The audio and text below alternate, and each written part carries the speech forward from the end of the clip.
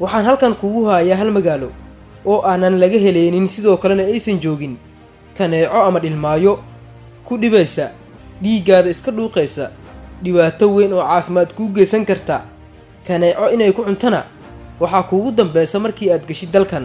haddase ma ku fikirtay inaad mar aadid dalkan kaneeco la'aanta ah waatee halka aysan joogin xitaa hal kaneeco sidee ayayse dadka dalkan ugu hortageen in dalkooda laga waayo xitaa hal kaneeco waana tan sababta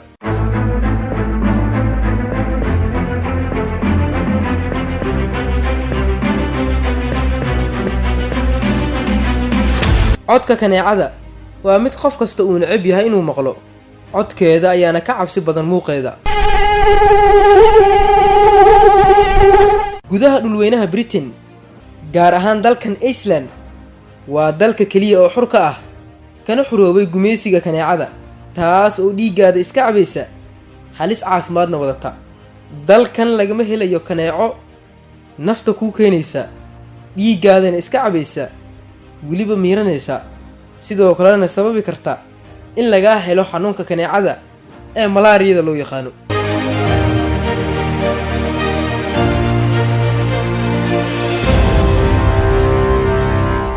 sababta ugu weyn ee ka dambaysa in dalkan aan laga helin nooc kamid ah kaneecada ayaa ah inay isticmaaleen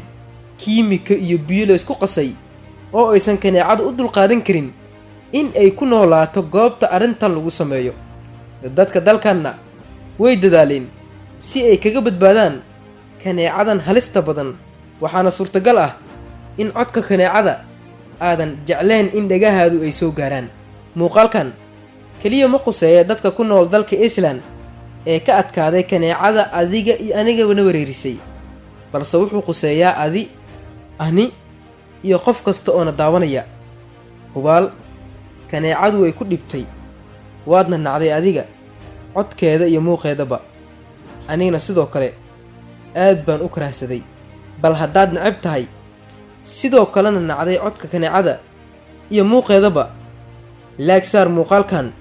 si aad ugu mid noqoto dadka ay dhibtay qaybta hoose ee commentigan inoogu reeb